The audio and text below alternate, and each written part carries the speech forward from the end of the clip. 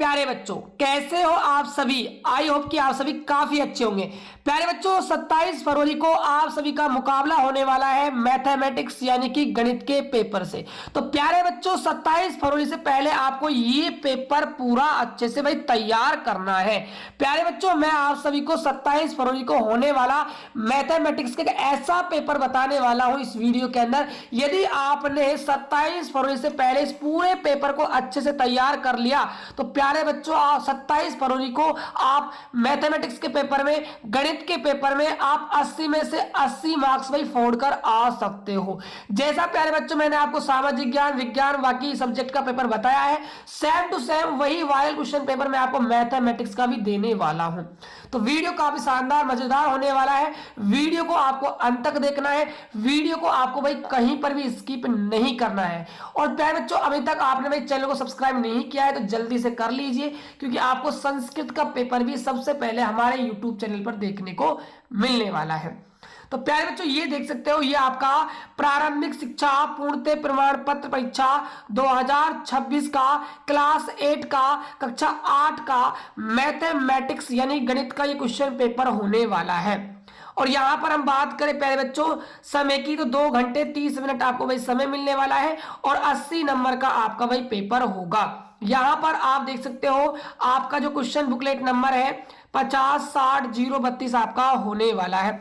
और ये बाकी बच्चों एंट्री वगैरह तो आपको वही पता है, इनको तो आप फिल कर लीजिएगा। और साथ के साथ प्यारे बच्चों, इसका जो पीडीएफ है वो कहाँ मिलेगा आपको, तो मैंने कमेंट बॉक्स में क्या है एक लिंक दे रखा है, ठीक है। तो कमेंट बॉक्स में जाइएगा, उस लिंक पर क्लिक कर आप इस पूरे पेपर का जो पीडीएफ है वो आप डाउनलोड कर लीजिएगा और इसको भाई अच्छे से आप देख लीजिएगा। तो चलिए प्यारे बच्चों, स्टार्ट करते हैं पेपर का सॉल्यूशन। अभी तक आपने वीडियो को लाइक नहीं किया है तो लाइक कर दीजिए और भाई चैनल को भी सब्सक्राइब कर दीजिएगा। देखिए प्यारे बच्चों, आपके पेपर की बात करें तो यहां पर देख लीजिए, सबसे पहले आपसे पूछा गया है खंड ए सेक्शन ए। यहां पर आपसे वस्तुनिष्ठ प्रश्न पूछे गए हैं 1 से लेकर 8 तक। ऑब्जेक्टिव टाइप क्वेश्चंस आपको भाई देखने को यहां पर मिलने वाले हैं। तो देखिए, जो आपका क्वेश्चन नंबर जो फर्स्ट है, यहां पर मैं हिंदी मीडियम में और इंग्लिश मीडियम में दोनों मीडियम के बच्चों के लिए मैं क्वेश्चन को कवर करने वाला हूं, ठीक है। देखिएगा, निम्न में से रैखिक समीकरण नहीं है। बच्चों, आपको रैखिक समीकरण जो नहीं है वो आपको भाई बतानी है। Which following is not a linear equation, तो इनमें से कौन ऐसी लीनियर इक्वेशन नहीं है वो आपको भाई बताने है। तो प्यारे बच्चों, हमने अच्छे से पढ़ा है कि जिसमें चर की जो घात है, चर की जो घात है वो कितनी होनी चाहिए, अधिकतम 1 होनी चाहिए। यदि चर की घात अधिकतम 1 है तो ऐसी इक्वेशन को हम कहते हैं लीनियर इक्वेशन, रैखिक समीकरण। तो यहां पर देखो, ये भी रैखिक समीकरण है, चर की घात 1 है, यहां भी एक घात है, ये भी समीकरण है, यहां भी एक घात है, ये भी समीकरण है। लेकिन ये समीकरण नहीं, क्योंकि यहां पर x की कितनी घात हो गई, 2। ये आपकी एक द्विघात समीकरण है। लेकिन हमें क्या बताना है, रैखिक समीकरण नहीं है, तो डी ऑप्शन आपका बिल्कुल राइट चला जाएगा। यहां पर प्यारे बच्चों आपको डी ऑप्शन भरना है और इंग्लिश मीडियम के बच्चों को भी यहां पर डी ऑप्शन यहां पर भरना है बच्चों।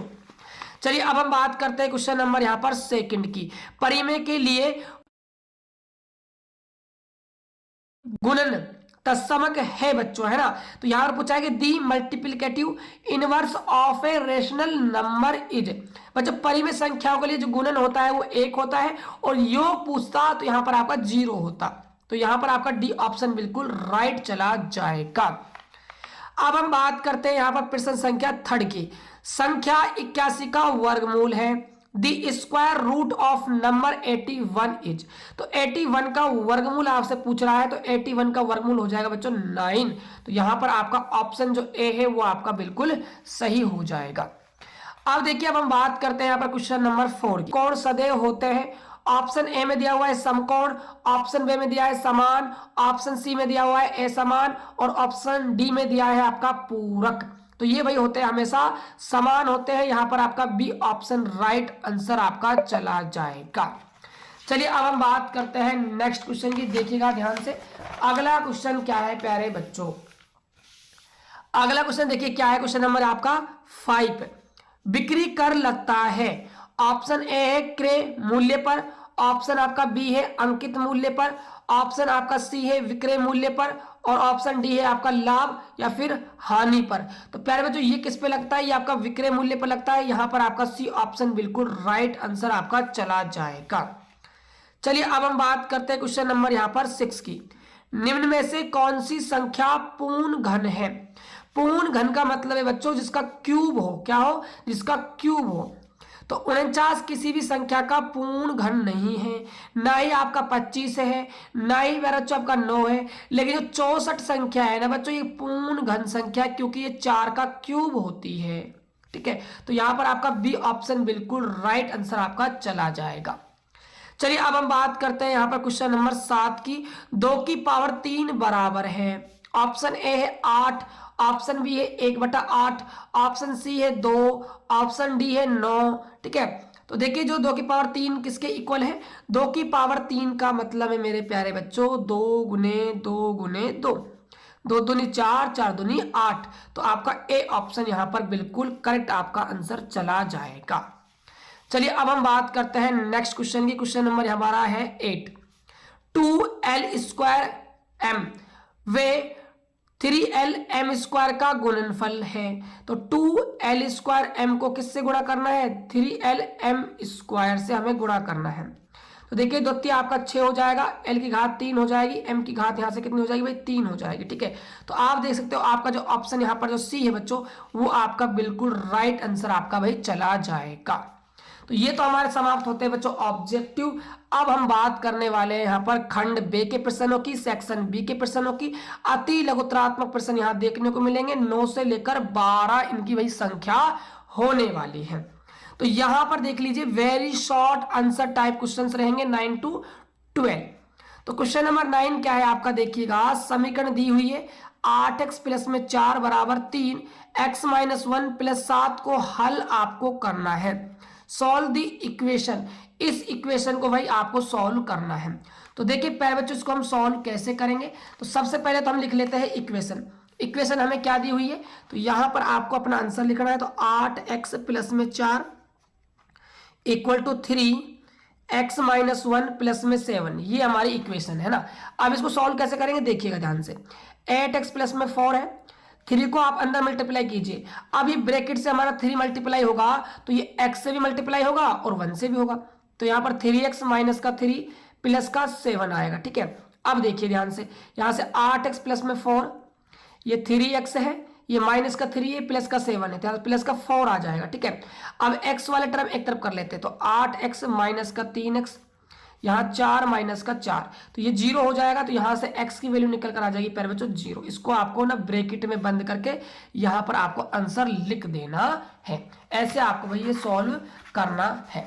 अब देखिए जो हमारा क्वेश्चन नंबर 10 है प्यारे बच्चों, यहाँ पर भी आपको क्या है 1/14 और 3/7 गुणा 3/5 का आपको मान ज्ञात करना है। ठीक है, फाइंड द वैल्यू ऑफ, है ना, इसकी वैल्यू आपको क्या है फाइंड करनी है। ठीक है, तो देखिए कैसे करेंगे। 1/14 माइनस 3 तिया 9, 7 पंजे 35। ठीक है, इतना हो गया। अब हमें क्या करना है 14 और 35 का हमें क्या लेना है भाई? एलसीएम लेना है। ठीक है, तो देखिए 2 7 14, 35 में नहीं जाएगा, 7 का दीजिए, 7 पंजे 35, 7 कम 7, फिर 5 का चला जाएगा। ठीक है, 7 पंजे 35, 35 दूनी 70, तो 70 क्या गया भाई इसका एलसीएम आया। ठीक है, अब देखिए 70 इसका एलसीएम आया। तो यहाँ आपका 14 का भाग आप दोगे 70 में 5 बार गया, 1 से गुणा होगा तो 5, माइनस 35 दूनी 70, 2 से गुणा होगा तो 18। तो यहाँ से देखिए आपके पास माइनस का 13/70 आपका क्या है बच्चों आंसर निकल कर आ जाएगा। ऐसे आपको ये वही क्वेश्चन करना है। अब देखिए अब बात करते हैं यहाँ पर क्वेश्चन नंबर हम 11 की। एक अलमारी 5% बट्टे पर 5225 रुपए में बेची जाती है, अलमारी का अंकित मूल्य ज्ञात कीजिए। अब देखिए 5% बट्टे का मतलब क्या है कि जब उसको बेचा गया तो 5% की छूट कर दी गई। ठीक है, तो छूट करने के बाद इतने में बेचा, तो ये 95% का मूल्य है। तो 95% किसके बराबर हुआ भाई? 5225 के बराबर। 1% का आप निकालोगे तो आप 5225 में किसका भाग दोगे? 95 का भाग दोगे। और हमें तो अलमारी का अंकित मूल्य निकालना है, मतलब 100% निकालना है। तो 100 से क्या कर देंगे भाई? मल्टीप्लाई कर देंगे। तो 100 से मल्टीप्लाई करेंगे तो इसको आप जब कैलकुलेट करोगे ना प्यारे बच्चों, तो आपका आंसर आएगा 5500 रुपये। कितना आएगा? 5500 रुपये भाई आपका फाइनल आंसर निकल कर आ जाएगा। अब देखिए अब हम बात करते हैं यहाँ पर क्वेश्चन नंबर 12 की, है ना। अभाज्य गुणनखंड विधि द्वारा संख्या 15625 का घनमूल हमें ज्ञात करना है। अब देखिए कैसे निकालेंगे इसका घनमूल। ठीक है, तो इसके ना आप अभाज्य गुणनखंड कर लो पहले। तो 15625 के अभाज्य गुणनखंड किसका भाग जाएगा भाई? 5 का जाएगा। 5 या 15, 5 कम 5, 5 दूनी 10, 5 25, फिर 5 का जाएगा। 5 छंगे 30, 5 दूनी 10, 5 25, फिर 5 का जाएगा। 5 कम 5, 5 दूनी 10, 5 25, फिर 5 का जाएगा। 5 दूनी 10, 5 25, फिर बच्चों 5 का जाएगा 5, फिर 5 का जाएगा। तो यहाँ पर आप देख सकते हो, यहाँ पर 5 गुने 5 गुने 5 गुने 5 गुने 5। तो इसका हम क्या निकालेंगे? 15625 का घनमूल। तो घनमूल निकालेंगे तो यहाँ पर इसको हम क्या लिख पाएंगे भाई? इसको हम लिख पाएंगे 5 गुने 5 गुने 5 गुने 5 गुने 5 गुने 5। ठीक है, अब यहाँ से देखो आप, 1 जोड़ा, 2 जोड़ा, 3 जोड़ा, कितने जोड़े बन गए बच्चों? 3 जोड़े, 2 के। लेकिन हमें क्या निकालना है? घन। तो हमें 2 के नहीं बनाने पड़ेंगे, 3 के बनाने पड़ेंगे। तो 1 जोड़ा और 2 जोड़ा। ठीक है, तो यहां से हमारा कितना जोड़ा आया भाई?